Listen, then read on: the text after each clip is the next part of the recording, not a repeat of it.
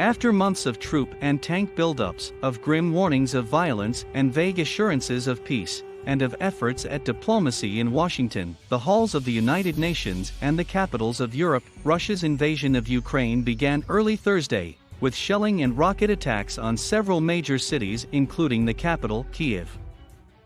Explosions thundered in the dim light before dawn, minutes after President Vladimir Putin of Russia cynically declared the start of a special military operation to demilitarize Ukraine, but not occupy the country. His announcement came as the UN Security Council held an emergency meeting, stunning ambassadors who had to deliver impromptu reactions to the rapidly changing events. Hours before the attacks began, President Volodymyr Zelensky of Ukraine made a dramatic televised plea to the people of Russia, saying he wanted to speak to them directly after Putin had rejected his phone call. "Listen to the voice of reason," Zelensky said. "The Ukrainian people want peace." Ukrainians had hoped for months that the forecasts of an invasion from Russia, a nation with which they share much history and culture, could not be true. But Thursday they awoke to its dire reality. Long lines of cars moved out of Kyiv, many heading west in hopes of finding sanctuary in one of the few parts of the country not ringed with Russian forces. Ukrainians lined up at bank machines and stocked up on groceries. In other places, people sought protection in subway stations and bomb shelters as air raid sirens sounded out. Russian forces destroyed more than 70 military targets in Ukraine, including 11 airfields, 3 command points, and a naval base, the Russian Defense Ministry said in a statement. Russia shelled more than a dozen cities and towns. Missiles hit targets in Dnipro, Kharkiv, and a number of other cities, Ukrainian officials said. Explosions were reported in Kyiv, including at the capital's airport. Russia said its forces had disabled all of Ukraine's air defenses and air bases, while Ukraine's military said it had shot down 6 Russian planes and 1 helicopter. In the east, Russian-backed separatists launched attacks in the breakaway regions of Luhansk and Donetsk, which they claim but only partly control, Russian state media reported. Ukraine's government said Russian troops also attacked from Belarus to the north, where they had been deployed for military exercises that the United States had said were a possible cover for building an invasion force to assault Kyiv. The troops hit border checkpoints with artillery, heavy equipment, and small arms. The Russian military moved into an area north of Kyiv and also came north from Crimea. Russian troops also landed in Odessa on the Black Sea, according to Ukrainian officials. Putin has long sought to assert some control over his neighbor, which was once part of the Russian Empire and the Soviet Union. He has expressed a sense of humiliation at the collapse of the Soviet Union and grievance at how the West filled the void. NATO, the military alliance that includes the United States and European powers, has added members in Central and Eastern Europe that had once been Soviet states or part of its sphere of influence, including Hungary, Poland, Estonia, Latvia, Lithuania, and the Czech Republic.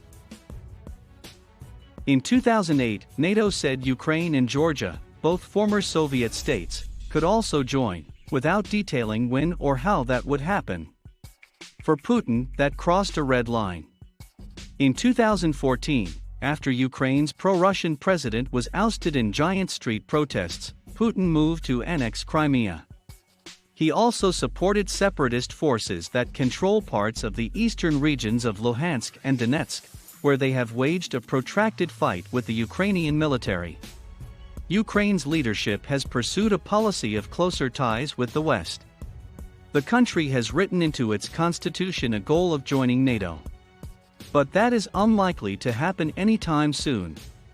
Some member nations, which must vote unanimously, remain concerned about extending military commitments and have doubts about the strength of the rule of law in Ukraine, a young democracy with extensive corruption. But even the remote prospect of Ukraine joining NATO has infuriated Putin, who calls it a threat to Russian security. After months of supplying troops and weapons to Ukraine's borders and extreme geopolitical and imperialist stances, Russia launched a large-scale military operation in Ukraine. Ukraine understands the reason why nearly 200,000 soldiers and war machines gather on the Ukrainian border is not for military exercises.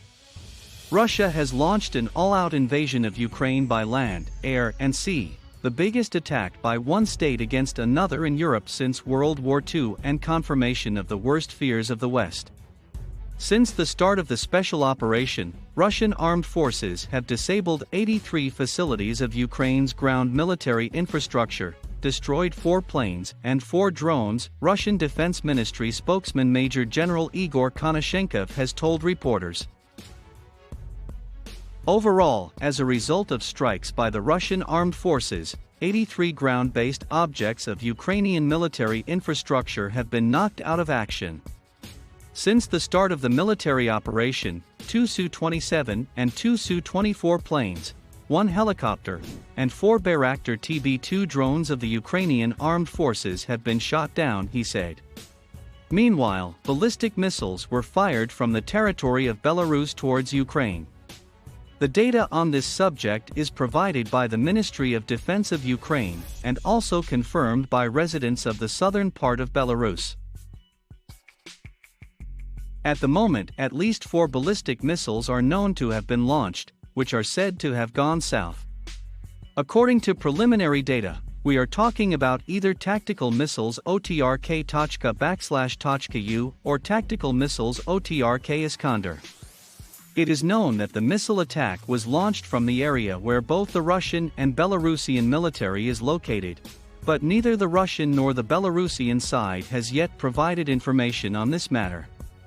It should be noted that, according to the official data of the Ministry of Defense of the Russian Federation, there were no missile attacks on Ukrainian cities.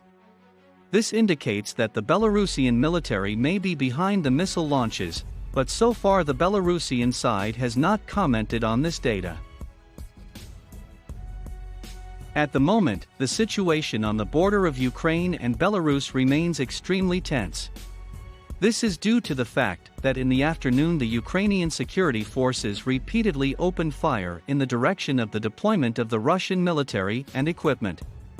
Moreover, as stated earlier, residents of the south of Belarus specifically transmit information about the location and movement of Russian equipment to the armed forces of Ukraine, which creates a threat to the Russian military.